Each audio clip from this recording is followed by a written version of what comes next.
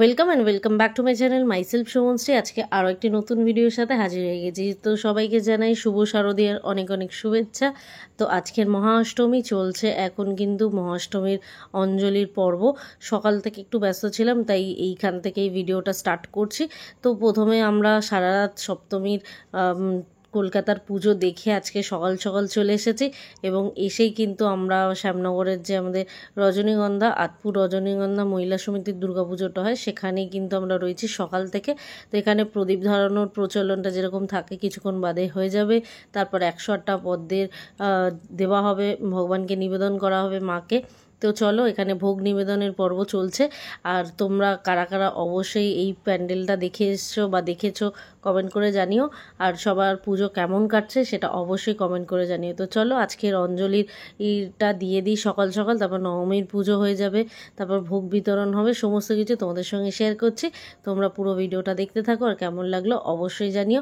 ভালো লাগলে like comment share করে দিও, আর প্লিজ চ্যানেলটা সাবস্ক্রাইব করতে ভুলো না। তো চলো আজকের এই পুরো পুজোর প্রসেস জার্নিটা ভিডিওতে তোমাদের সঙ্গে শেয়ার করছি, তোমরা দেখতে থাকো।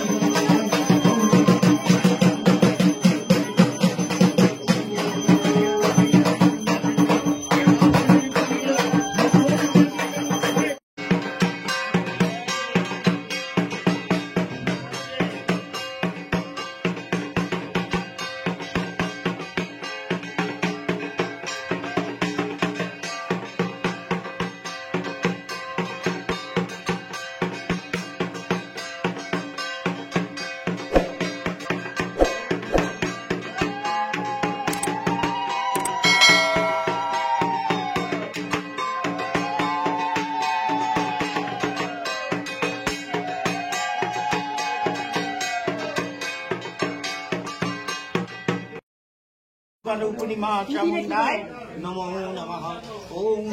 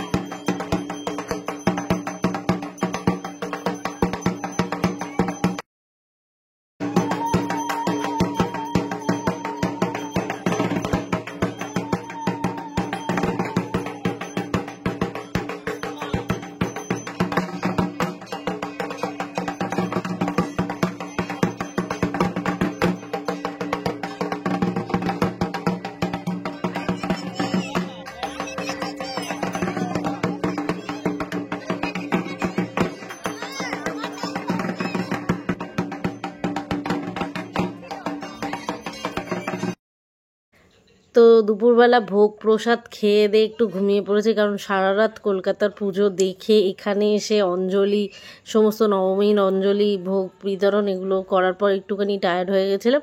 দুপুরবেলা খেয়ে দিয়ে ঘুমিয়ে পড়েছিলাম। এখন বেরিয়েছি শ্যামনগর আতপুরের কিছু কাছাকাছি এই জায়গার পুজো প্যান্ডেলগুলো এবং দুর্গা প্রতিমা দর্শন করতে। প্রথমেই চলে এসেছি শ্যামনগর আতপুর ফেরিঘাটের কাছে সূর্য সঙ্গের পুজো দেখতে। এবছর ওদের 51তম বর্ষপূর্তি পুজো করেছে গভীরতা। অ্যাকচুয়ালি ওই মানে আমাদের সামুদ্রিক তলদেশে যা যা কন্ডিশন থাকে যেরকম দেখতে হয় সেরকমই করেছে।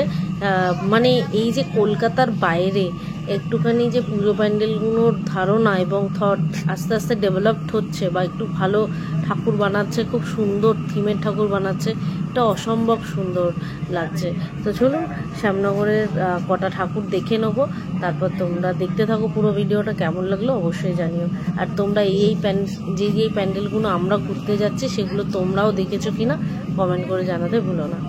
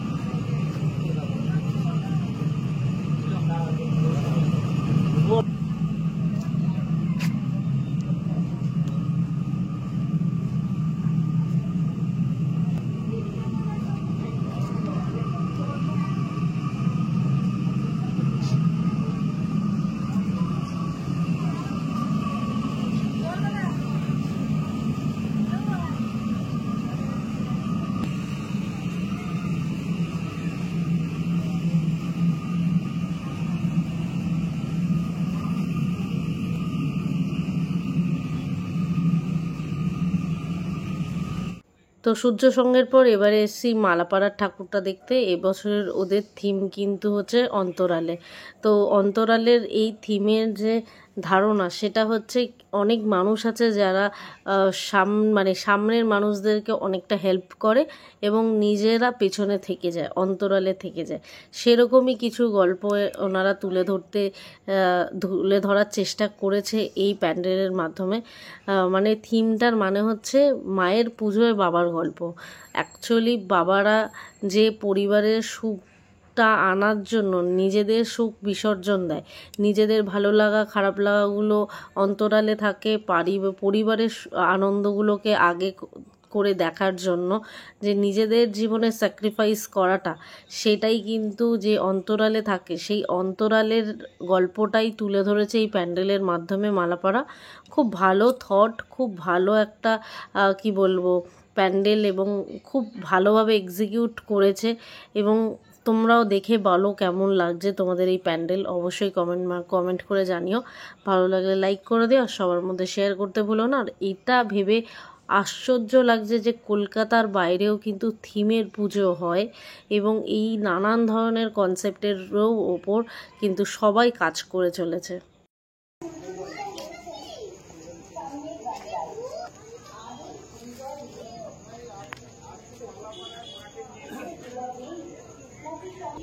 ঠিক আছে, তোমার ফোনে ঠিক আছে।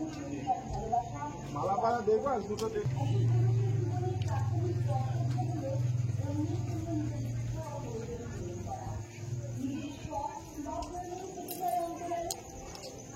আচ্ছা,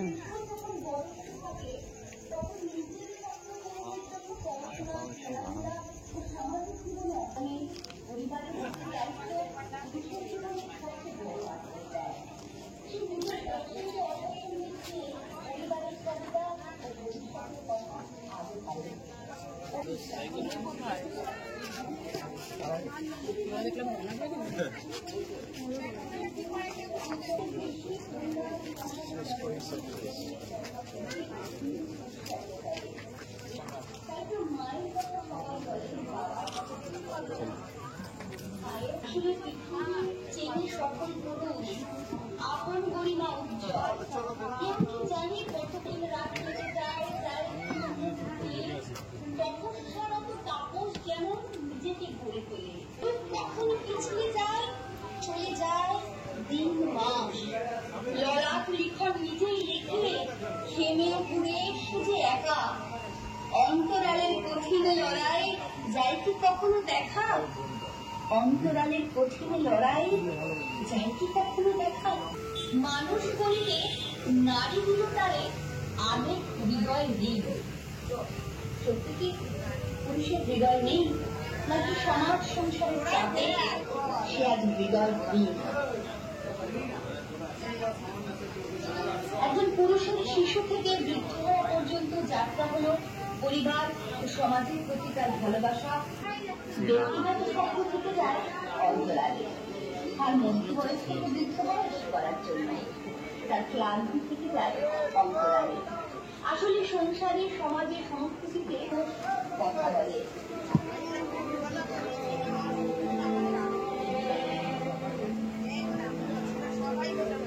প্রজন্মের কথা ভেবে নিজেকে উৎসর্গ করে। এই আত্মত্যাগ, মায়ের কথা কেউ বলে না, দিদির কথা সবাই বলে, মেয়ের কথা সবাই বলে। নিদ্রাবিহীন রাত কেটে যায়, যায় প্রিয় মুখ ধুয়ে, তপস্যারত তাপস যেন পিছিয়ে যায়, চলে যায় দিন মাস।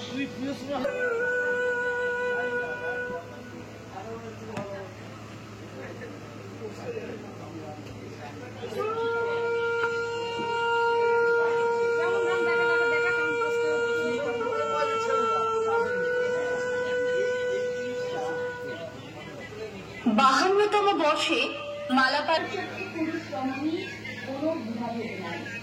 দেবী মূর্তির এই মুখমণ্ডল তো অসম্ভব মিষ্টি দেখতে, একটা চালার মধ্যে করার চেষ্টা করেছে এবং পুরোটাই আর্ট ফর্মের ঠাকুর, আর খুব সুন্দর লাগছে। কিন্তু দেখুন চোখটা দেখুন, মুখটা দেখুন, এত মিষ্টি এই দেবী প্রতিমা, এত সুন্দর তার অপূর্ব দৃশ্য, মানে খুব ভালো লাগছে, ভাষায় প্রকাশ করা যাচ্ছে না ঠাকুরটা যে কতটা সুন্দর লাগছে।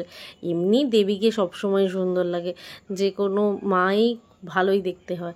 তো চলুন আজকের মতো ভিডিওটা এখানেই শেষ করছি। ফিরে আসছে আরও একটা নতুন ভিডিওর সাথে। সবাই খুব ভালো থাকবেন, সুস্থ থাকবেন, সদা